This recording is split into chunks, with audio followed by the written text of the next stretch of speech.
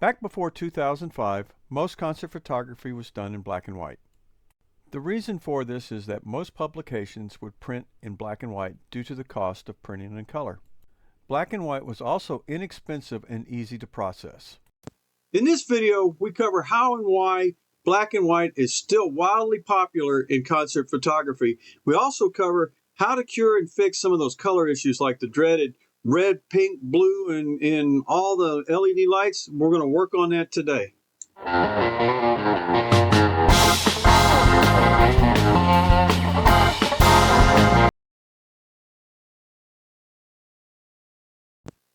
I'm Robert Maxfield. I'm a concert and music photographer in Dallas-Fort Worth, Texas, and welcome to Max Concert Photography, where we talk about all things concert photography.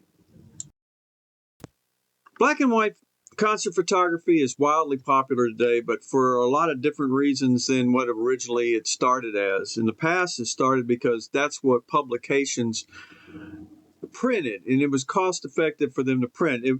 I worked for some newspapers, and they would print in color the cover, the front page, probably twice a year on special occasions. It was very, very expensive.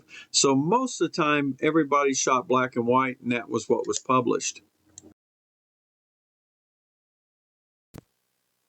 Color film back in the day was balanced for daylight and was not as overreactive as modern day digital sensors. Also, the lighting that you had during that time was more subdued. It was not as brilliant as it is today. The modern LED light or stage light did not exist during pretty much before 2005. So those two things combined cause massive headaches for photographers.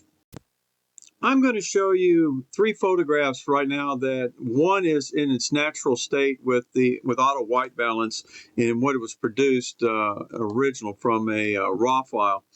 And then I'm going to show you what it looks like after I color corrected it. And then I'm going to show you what it looks like in black and white. Now, there's a lot of feelings as to why people just automatically go black and white. And to me, I think it's personal preference, but we'll discuss that a little later in the video. But I'm going to show you these three photos right now. The first shot is the natural raw shot. This shot is the color corrected shot. And the next shot, well, that's the black and white. The first shot shows the actual raw in a very dark, nasty looking club type of atmosphere. It's pretty normal for a lot of people. The next shot shows that it can be corrected and color corrected. And then the last shot shows what it looks like in black and white.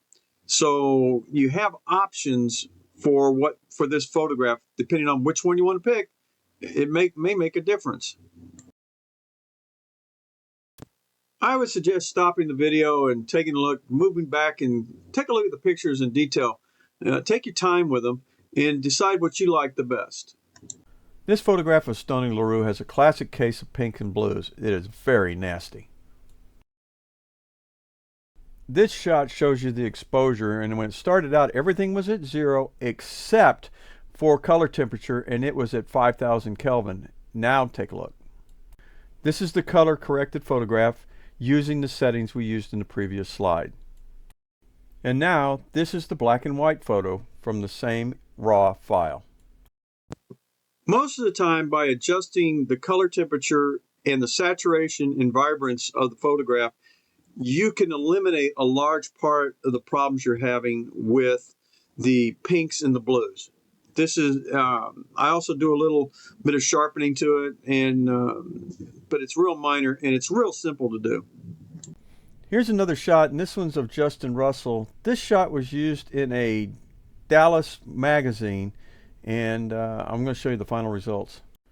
This is the shot that was used in the magazine in its final state, and I think the adjustments came out pretty well. And this is the same shot in black and white, so you get an idea what they look like in all three. There's a lot of reasons why people, at least I see them on Facebook forums and places like that, that they present black and white images. The first thing is some people don't know how to edit. The truth is, learning to do it takes experimentation, trial and error, and patience. And just playing with the software sometimes will help. Make a copy of your photograph, your original, play with the copy and see what develops. Some people are just flat lazy. They don't want to take the time and effort, make the effort to find out how to do this, and they put out just what they put out.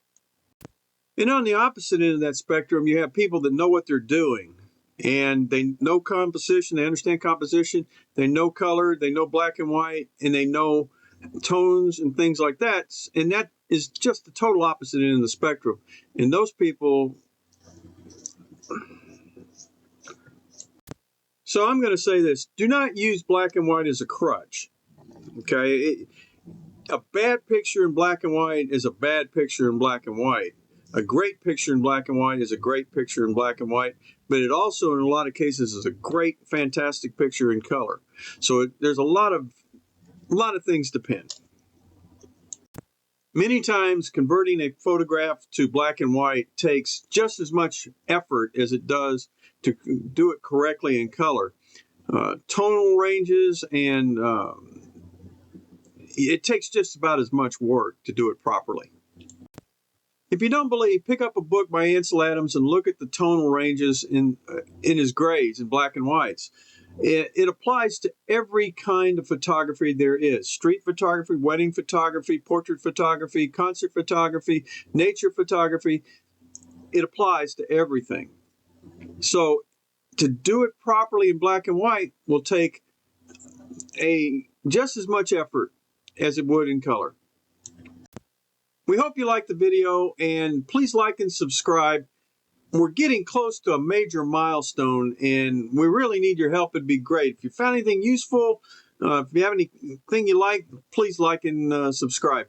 If you have any comments, questions, concerns, confusions, any of that mess, put it in the comments, and we answer our comments and let us know.